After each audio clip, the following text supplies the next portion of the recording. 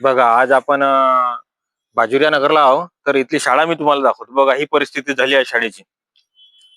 सगळी व्यवस्था बरोबर आहे, सगळं काही आहे. फक्त थोडासा विकास करणं गरजेचं आहे. पण हा विकास होऊच देत नाही सरकार.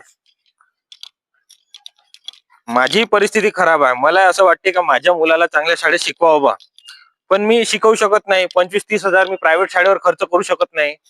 त्यामुळे मला या सरकारकडनं अशी अपेक्षा आहे की या शाळा ज्या बंद झालेल्या आहे, या शाळा सुधारण्यात यावं, यांना डेव्हलप करण्यात यावं.